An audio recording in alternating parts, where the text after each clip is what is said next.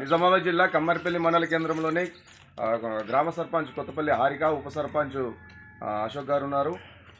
సర్పంచ్గా గెలిచినప్పటి నుంచి గ్రామంలో నిరుపేద కుటుంబాలకు అరమాసం బంగారంతో పాటు గ్రామంలో ప్రతిరోజు అభివృద్ధి పనుల్లో చురుగ్గా పాల్గొంటూ గ్రామాన్ని ముందు పదంలో తీసుకుంటున్న మన మనసున్న మహారాజుగా పేరు పొందుతున్న ఉప సర్పంచ్, అదేవిధంగా సర్పంచ్ గారు ఉన్నారు. ఒకసారి మాట్లాడే ప్రయత్నం చేద్దాం. ఒకసారి చెప్పండి సార్. నమస్కారం.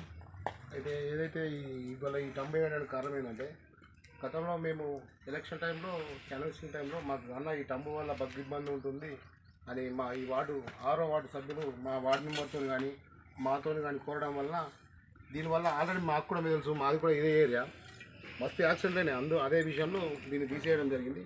దీనికి మా ఏఈ గారు కొద్దిగా సహకారంతో మేము కరెంట్ డిపార్ట్మెంట్ వారి మీద 10 నెలల సంది ఫైట్ చేస్తే ఇవాళ ఒక 2 పోల్స్ వేయించడం కూడా జరిగింది. ఒకటి బలేరావు ఇంటి దగ్గర, ఒకటి ఈరోజు ఇక్కడ, ఇంకా ఒక 50 పోల్స్ దాకా ఏఈ గారు నేను రికమెండేషన్ చేశాను. ఆయన కూడా డీఈతో మాట్లాడి ఆల్రెడీ చేపిస్తా అని కూడా అంటున్నాను.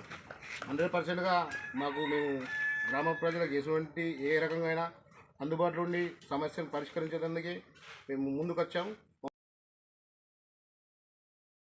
ఈ అవకాశం ఇచ్చాం గ్రామ ప్రజలందరికీ.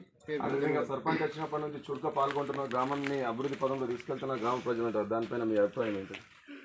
అది ప్రజల నిర్ణయం. ప్రజలకు మేము చేస్తున్నది కనబడుతుంది కాబట్టి దాని మీద అంటారు, చేయని వారిని చేయాలంటారు. ముఖ్యంగా నల్లనీటి ప్రాబ్లం ఉండే, నీటి సమస్య మీద ప్రజలు ఏమంటున్నారు ఇప్పుడు ప్రజలు? అయితే ఇంకొక విషయం ఏంటంటే, ఇప్పుడు రానున్న భవిష్యత్తులో ఎండాకాలం సమ్మర్గా కరెంటు వల్ల ప్రాబ్లం ఉన్నది.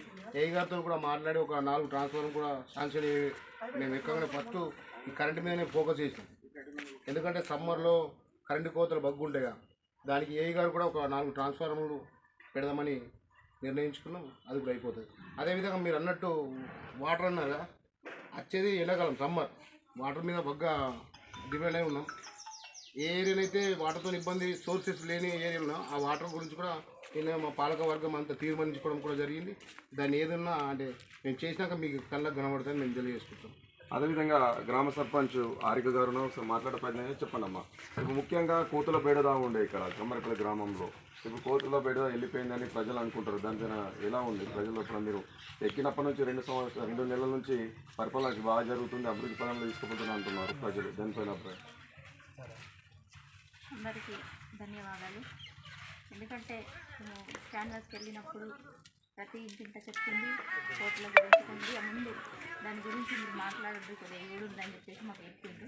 ఇంతకుముందు కూడా చేసిండు, కానీ దానిది కూడా ప్రయోజనం లేకుండా పోయింది. ఇంటింటికి ఇచ్చి కూడా డబ్బులు ఇచ్చి కూడా చేయించింది.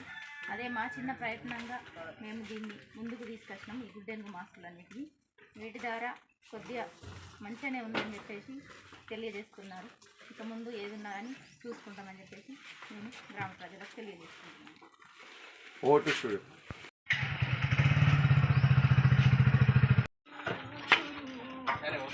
అన్న అది మెల్లగా అది కింద బాట మీరు లాభం లేదు లేకుండా పనిచేసి అట్లా అనకు, మెల్లగా మన కమ్మ మెల్లగా